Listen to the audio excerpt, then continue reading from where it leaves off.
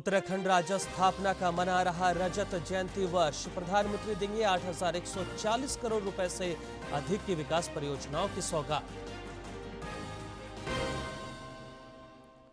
बिहार विधानसभा और घाटशिला उपचुनाव के प्रचार के लिए प्रत्याशियों के पास चंद घंटे शेष। पार्टियां प्रचार को असरदार बनाने में जुटी। आयोग का निष्पक्ष चुनाव पर जोर। प्रदेश भाजपा अध्यक्ष बाबूलाल मरांडी ने वन विभाग में ट्रांसफर पोस्टिंग पर राज्य सरकार की कार्यशैली पर उठाए सवाल। पुरस्कार चयन पर भी सरकार को घेरा। और दुमका में सीनियर वुमेन हैंडबॉल चैंपियनशिप में श्रेष्ठता की जंग जारी। प्रदर्शन के आधार पर राज्य टीम का होगा गठन। वर्ल्ड कप बॉलिंग में झारखंड के दिनेश ने जीता रजत पदक।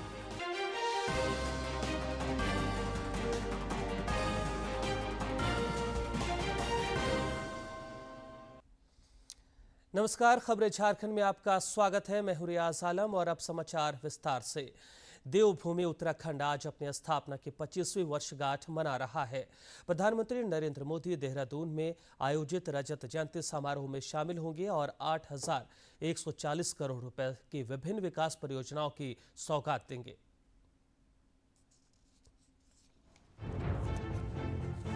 प्रधानमंत्री नरेंद्र मोदी उत्तराखंड राज्य गठन के रजत जयंती समारोह में शामिल होंगे।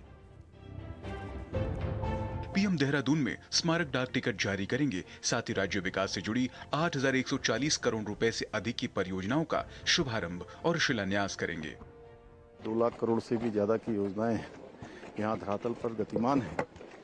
अटल जी के प्रधानमंत्री रहते हुए राज्य बना और मोदी जी ने उसको आगे बढ़ाया। ये राज्य हमारा यहाँ के उत्तराखंड के आंदोलनकारियों, बलिदानियों और यहाँ की जनता मातृशक्ति के संघर्षों के परिणाम राज्य की स्थापना हुई। उन सब का एक उत्सव कर रहे हैं और उससे आगे जो 25 साल आने वाले हैं उन सालों की एक रूपरेखा भी बना रहे हैं।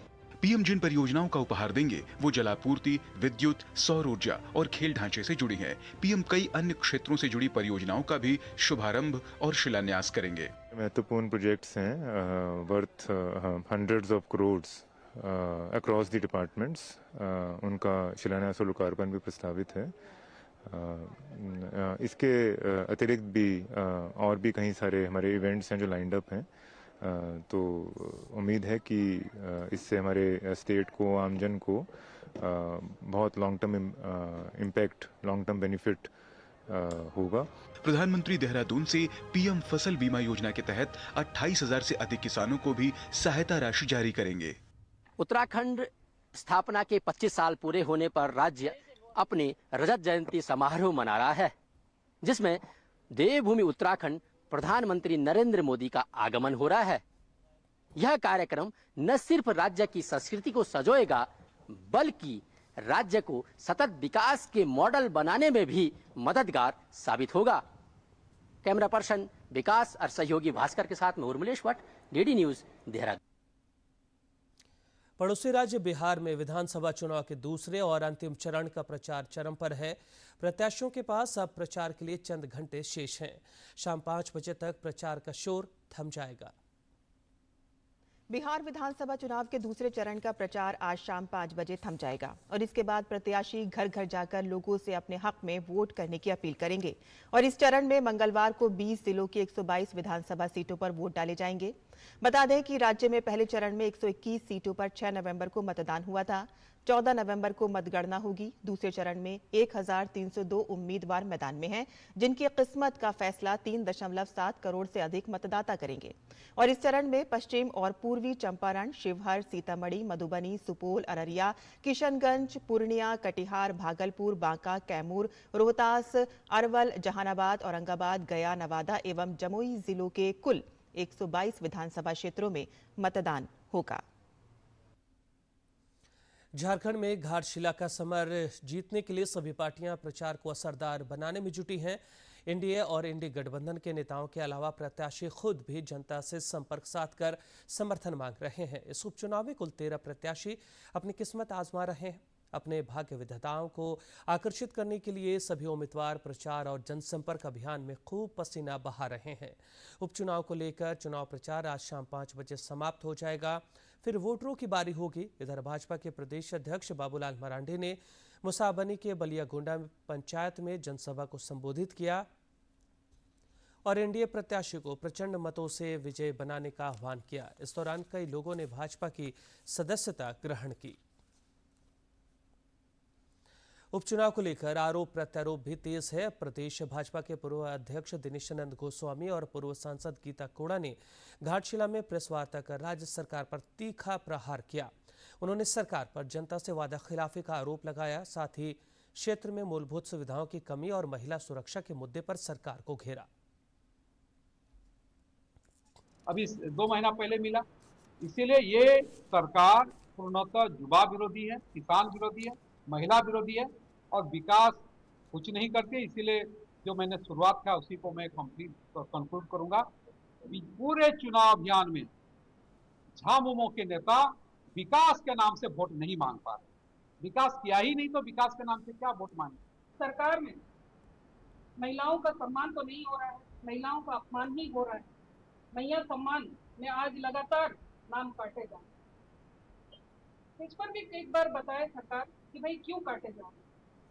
लोग चुनाव के माध्यम से यहाँ की जनता को यही हम अपील करना चाहेंगे। इस 6 वर्ष आप लोगों ने देखा कितने भी ठगबाज सरकार है, महिलाओं को, युवाओं को ठगने का काम किया है। घाटशिला उपचुनाव को लेकर इंडी गठबंधन के नेता भी क्षेत्र में इन दिनों काफी सक्रिय हैं। कांग्रेस के पूर्व प्रदेश अध्यक्ष प्रदीप कुमार बलमोचू के नेतृत्व में मुसाबनी प्रखंड में पार्टी द्वारा पदयात्रा का आयोजन हुआ, जिसमें कई नेता शामिल हुए। इधर मंत्री सुदिव्य कुमार की मौजूदगी में कई लोगों ने झामुमो का दामन थामा।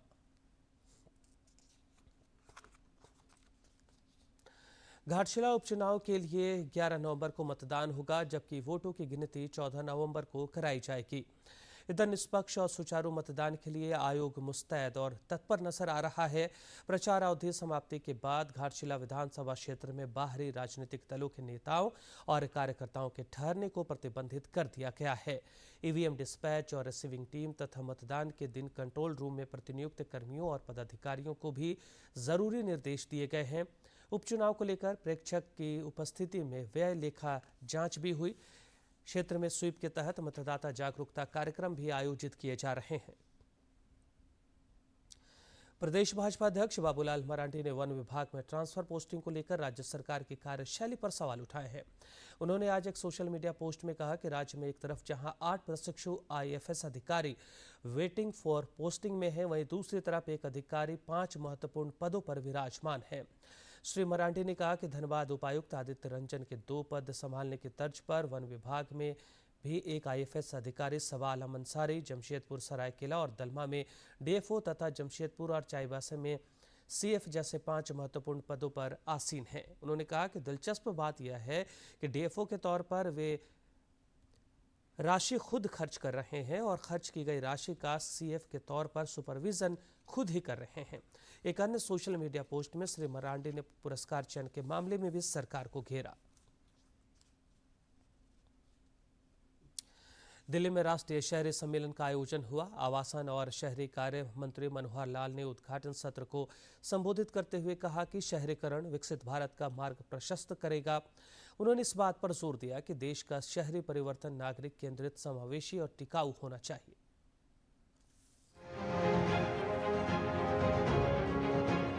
दिल्ली स्थित यशोभूमि कन्वेंशन सेंटर। आवासन और शहरी कार्य मंत्री मनोहर लाल ने राष्ट्रीय शहरी कॉन्क्लेव 2025 का शुभारंभ किया। केंद्रीय मंत्री ने अमृत गान का विमोचन किया। शून्य डंप साइट उपचार त्वरक कार्यक्रम ड्रैप और SBM NIUA ज्ञान प्रबंधन इकाई का शुभारंभ किया। मंत्रालय की विभिन्न योजनाओं से जुड़ी प्रदर्शनी का भी उद्घाटन किया। उन्होंने हुडको के UWin पोर्टल की शुरुआत भी की। CPWD और सेंटिफ नॉर्वे के बीच समझौता ज्ञापन का आदान प्रदान हुआ। सम्मेलन को संबोधित करते हुए केंद्रीय मंत्री ने कहा कि 2 अक्टूबर 2026 तक भलसवा डंप साइट को साफ कर दिया जाएगा। जैसा दिल्ली में हम देखते हैं 3 बड़े डंप साइट्स, जिसमें भलसवा है, गाजीपुर है और ओखला है।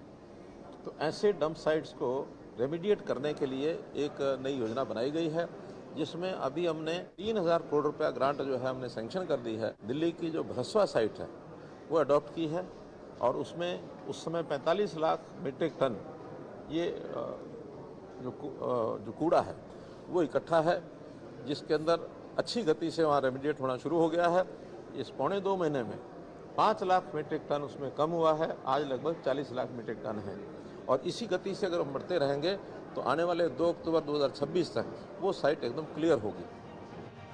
2 दिवसीय राष्ट्रीय शहरी कॉन्क्लेव 2025 में शहरी विकास, स्वच्छता, स्मार्ट सिटी मिशन, आवास, जल निकासी, नगर नियोजन, हरित नगरीकरण और सस्टेनेबल अर्बन ग्रोथ जैसे प्रमुख विषयों पर विस्तार से चर्चा होगी, जिसमें सामूहिक रूप से विकसित भारत शहरी भविष्य का खाका तैयार करने के उद्देश्य से देश भर के राज्य सरकारों के शहरी विकास मंत्री, वरिष्ठ अधिकारी, नगर निकायों के प्रतिनिधि और विशेषज्ञ सम्मिलित हुए हैं।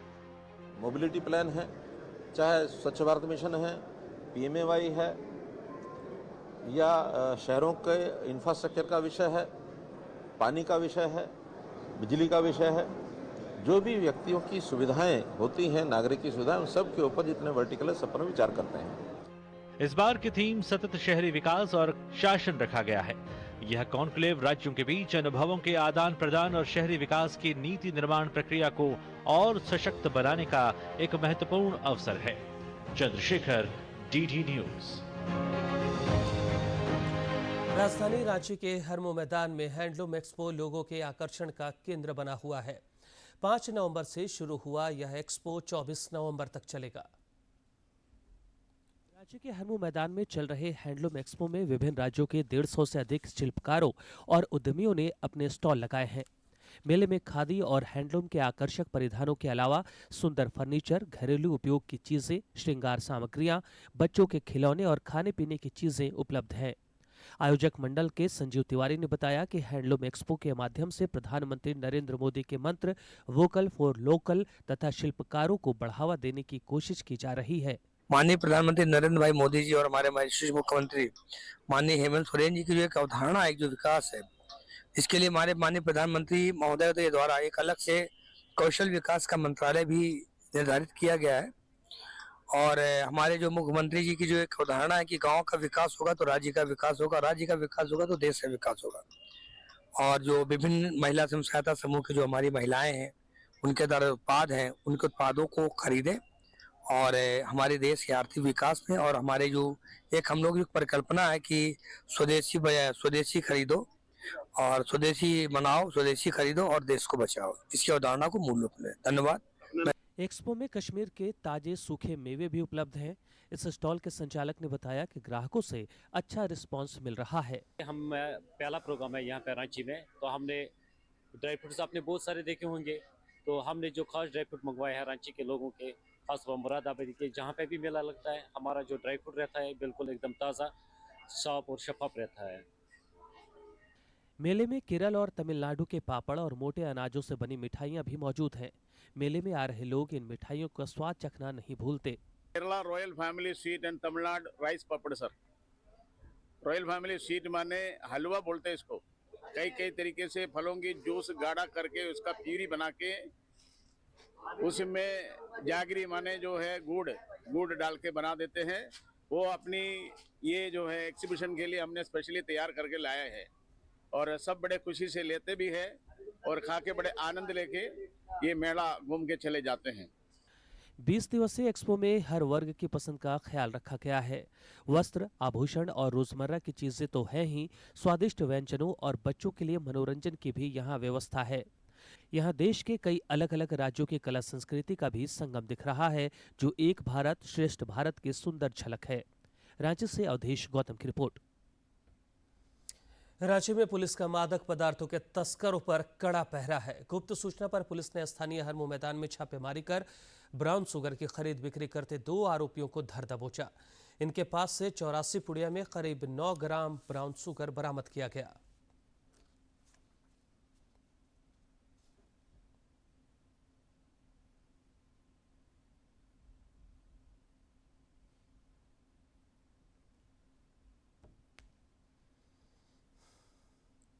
रांची में इन दिनों सड़क सुरक्षा को लेकर विशेष वाहन जांच अभियान चलाया जा रहा है।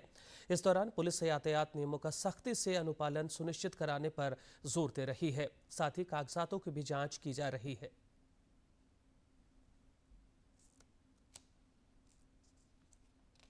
आज मुख्य रूप से अभियान है रफ्तार घटाओ सुरक्षा बढ़ाओ। सड़क सुरक्षा परिवहन विभाग की तरफ से ये अभियान है। इसी क्रम में हम लोग वाहनों को भी जांच कर रहे हैं, लोगों को जागरूक भी कर रहे हैं और प्रयास यही है कि लोग सड़क सुरक्षा के जो नियम हैं उसका पालन करें, सड़क पर सुरक्षित रहे, यही हम लोग को। आगामी 15 नवंबर को राज्य स्थापना दिवस मनाया जाएगा। इस सिलसिले में कई कार्यक्रमों का आयोजन प्रस्तावित है। रांची के उपायुक्त मंजुनाथ भजंत्री ने मोराबादी स्थित फुटबॉल स्टेडियम सभागार में समीक्षात्मक बैठक कर निर्देश दिए और सुझाव भी दिए। स्थापना दिवस समारोह के मद्देनजर 11 से 16 नवंबर तक विभिन्न कार्यक्रमों की विस्तार पूर्वक समीक्षा हुई। और अब कुछ खबर राज्य के विभिन्न जिलों से फटाफट अंदाज में।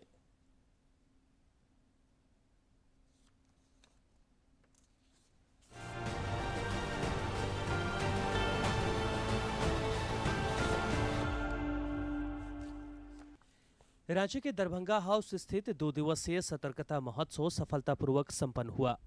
इस दौरान solo song, face painting, rangoli, pot painting समेत कई प्रतियोगिता का आयोजन किया गया। इसमें विभिन्न स्कूलों, कॉलेजों और विश्वविद्यालयों के विद्यार्थियों ने भाग लिया।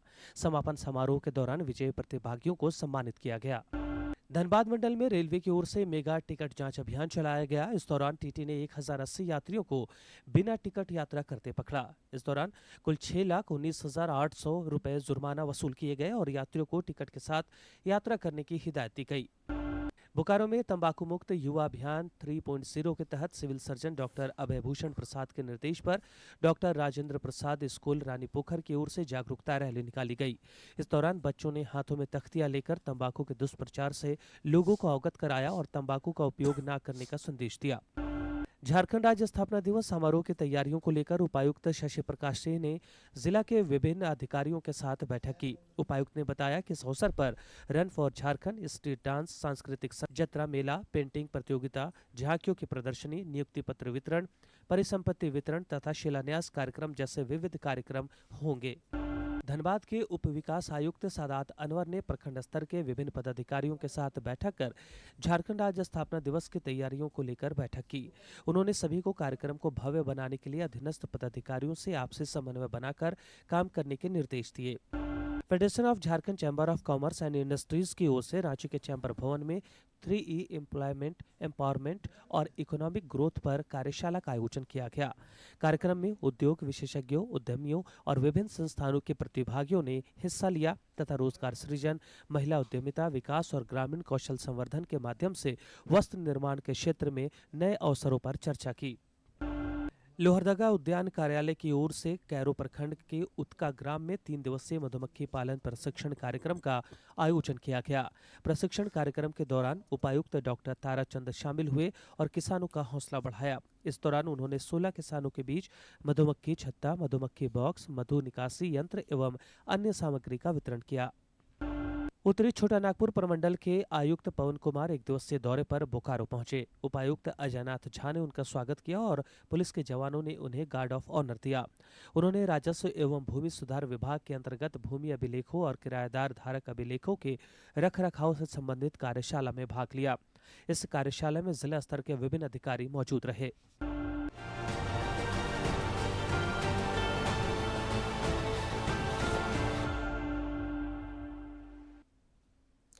उपराजधानी दुमका के गांधी मैदान में 2 दिवसीय राज्य स्तरीय 11वीं senior women Jharkhand state handball championship का आयोजन हो रहा है। इस प्रतियोगिता में विभिन्न जिलों की 12 टीमों के बीच श्रेष्ठता की जंग जारी है।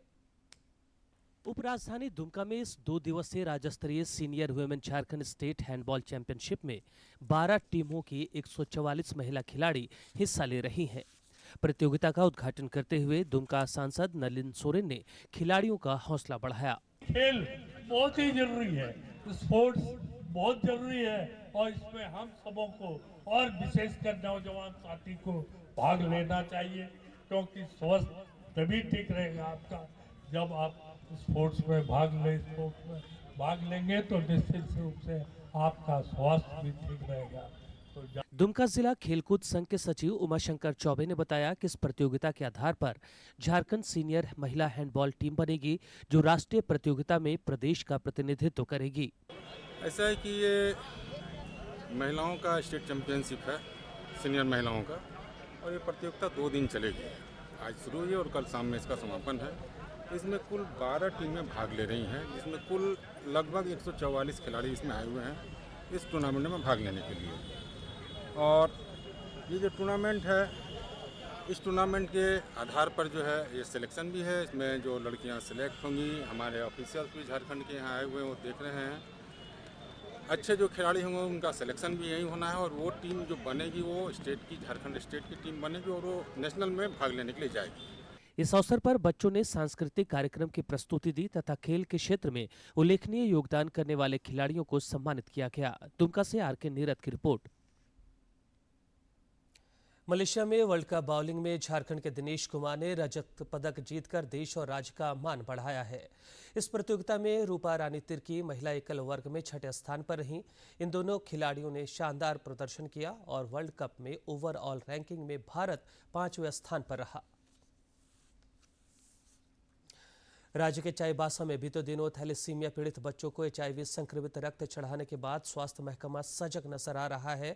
स्वास्थ्य मंत्री के निर्देश पर गठित कमेटियां राज्य भर में रक्तदान केंद्रों का निरीक्षण कर रही हैं। वहीं राज्य भर के रक्तदान केंद्रों में रिप्लेसमेंट ब्लड डोनेशन पर पूरी तरह से प्रतिबंध लगा दिया गया है। चाईबासा में घटित घटना के बाद राज्य सरकार का स्वास्थ्य विभाग सख्ती में नजर आ रहा है। प्रदेश के स्वास्थ्य मंत्री डॉक्टर इरफान अंसारी के निर्देश पर गठित टीमें राज्य भर के रक्तदान केंद्रों का निरीक्षण कर रही हैं। इस बीच रिप्लेसमेंट ब्लड डोनेशन पर रोक से रक्तदाताओं की संख्या में भारी कमी नजर आ रही है और स्वास्थ्य विभाग के अधिकारियों के पास भी इसका कोई उचित विकल्प नजर नहीं आ रहा। सरकार ने जो डिसीजन लिया है तो वो सही है, लेकिन वो तभी संभव है जबकि सब लोगों में जागरूकता हो कि हम लोग जब भी ब्लड बैंक जाएं तो वो सिंपल है कि वो बैंक है, जब तक वहाँ नहीं रहेगा तो वहाँ से आप ब्लड कैसे ले सकते हैं। मैं आपके माध्यम से यही कहूँगा कि सब लोग जागरूक हों। राज्य भर के ब्लड बैंकों की कोई क्या ही बात करे, राजधानी रांची के रिम्स और सदर अस्पताल की स्थिति चरमराई नजर आ रही है। यहाँ हर रोज करीब 100 यूनिट ब्लड की खपत है, लेकिन इसकी भरपाई भी मुश्किल से हो पा रही है। हालांकि रिम्स के रक्तदान केंद्र की प्रभारी सुषमा कुमारी ने रक्तदान शिविर के जरिए मरीजों को रक्त की उपलब्धता पर जोर दिया है। यूजर्स के लिए थोड़ा मुश्किल हो रहा है क्योंकि हमें मरीजों की जान की सुरक्षा भी देखनी है। अगर हमारे पास ब्लड नहीं रहेगा और किसी मरीज की जान चली जाती है तो वहाँ रिप्लेसमेंट और वॉलेंट्री डोनेशन नहीं देखा जाएगा। मरीज की जान जो है अहमियत रखेगी। तो हम लोग लेकिन फिर भी अपनी तरफ से, झारखंड गवर्नमेंट अपनी तरफ से पूरी प्रयास कर रही है कि ये रिप्लेसमेंट डोनेशन को यथासंभव जितना जल्द से जल्द हो सके इसको बिल्कुल बंद कर देना है।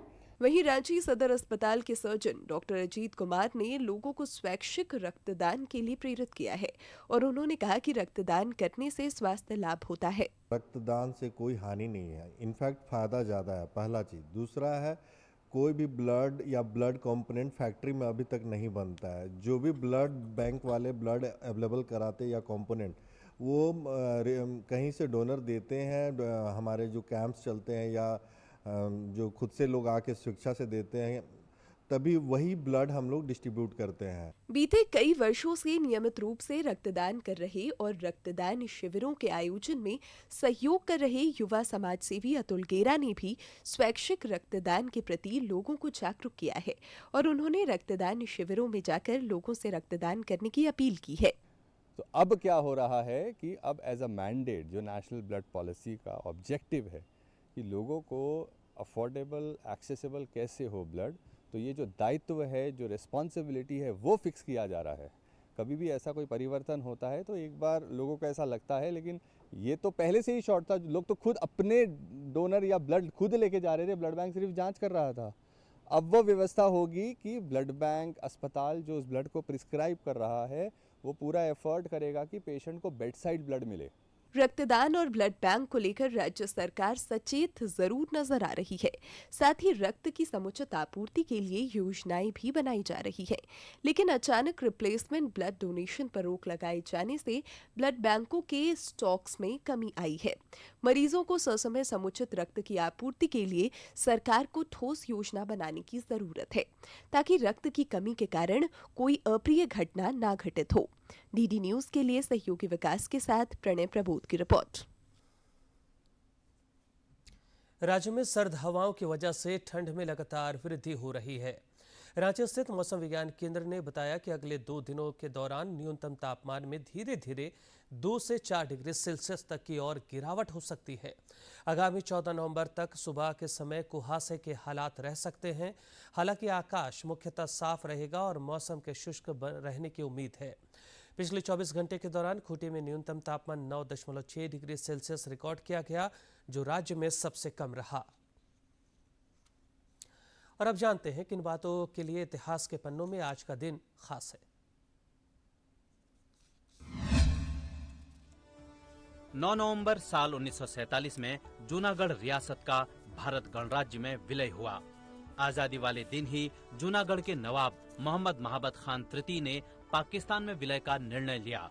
अगस्त से शुरू हुए जूनागढ़ के विलय का यह अध्याय नवंबर में तब खत्म हुआ जब सरदार पटेल ने वहां सेना भेजने का निर्णय लिया। भारत की सेना ने जूनागढ़ को चारों ओर से घेर लिया। परिणाम स्वरूप जूनागढ़ आज के दिन भारत का हिस्सा बना। 9 नवंबर साल 2000 में भारत गणराज्य के 27वें राज्य के रूप में उत्तराखंड राज्य का गठन किया गया। साल 2000 में अपने गठन से पूर्व यह उत्तर प्रदेश का भाग था। साल 2000 से 2006 तक यह उत्तरांचल के नाम से जाना जाता था। देहरादून उत्तराखंड की अंतरिम राजधानी होने के साथ ही इस राज्य का सबसे बड़ा नगर है। गैरसैंण नामक एक स्थान को इसकी भौगोलिक स्थिति को देखते हुए भविष्य की राजधानी के रूप में प्रस्तावित किया गया है। राज्य में हिंदू धर्म की पवित्रम नदियों गंगा और यमुना के उद्गम स्थल गंगोत्री और यमुनोत्री स्थित हैं। उत्तराखंड चिपको आंदोलन के जन्म स्थान के नाम से भी प्रसिद्ध है। 9 नवंबर साल 1953 में कंबोडिया ने फ्रांस से स्वतंत्रता प्राप्त की। कंबोडिया से पूर्व इसे कंपूचिया के नाम से भी जाना जाता था। इसका नेतृत्व राजा से राजनेता बने नोरोडोम सिहानोक ने किया। पनोम पेन इस देश का सबसे बड़ा शहर और इसकी राजधानी भी है। कंबोडिया का उदय एक समय शक्तिशाली रहे हिंदू और बौद्ध खमेर राज्य से हुआ। इस साम्राज्य ने 11वीं से 14वीं सदी के बीच पूरे हिंद चीन इंडो चाइना क्षेत्र पर शासन किया। दूरदर्शन झारखंड पर पल पल की खबरों से जुड़े रहने के लिए आप हमारे social media platform x, Facebook, Instagram और यूट्यूब से जुड़ सकते हैं, क्योंकि खबरों से जितना बाखबर रहना जरूरी है उससे ज्यादा जरूरी है सटीक, संतुलित और निष्पक्ष समाचार। हमारा एक्स हैंडल है @DD news Jharkhand, Facebook page है DD न्यूज झारखंड और इंस्टाग्राम अकाउंट है DD न्यूज झारखंड। आप हमें YouTube channel Jharkhand DD news पर भी देख और सुन सकते हैं।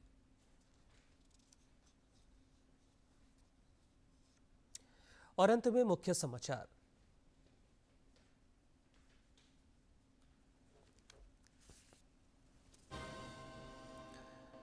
उत्तराखंड राज्य स्थापना का मना रहा रजत जयंती वर्ष। प्रधानमंत्री देंगे 8,140 करोड़ रुपए से अधिक की विकास परियोजनाओं की सौगात। बिहार विधानसभा चुनाव और घाटशिला उपचुनाव के प्रचार के लिए प्रत्याशियों के पास चंद घंटे शेष। पार्टियां प्रचार को असरदार बनाने में जुटी। आयोग का निष्पक्ष चुनाव पर जोर। प्रदेश भाजपा अध्यक्ष बाबूलाल मरांडी ने वन विभाग में ट्रांसफर पोस्टिंग पर राज्य सरकार की कार्यशैली पर उठाए सवाल। पुरस्कार चयन पर भी सरकार को घेरा। और दुमका में सीनियर वुमेन हैंडबॉल चैंपियनशिप में श्रेष्ठता की जंग जारी। प्रदर्शन के आधार पर राज्य टीम का होगा गठन। वर्ल्ड कप बाउलिंग में झारखंड के दिनेश ने जीता रजत पदक।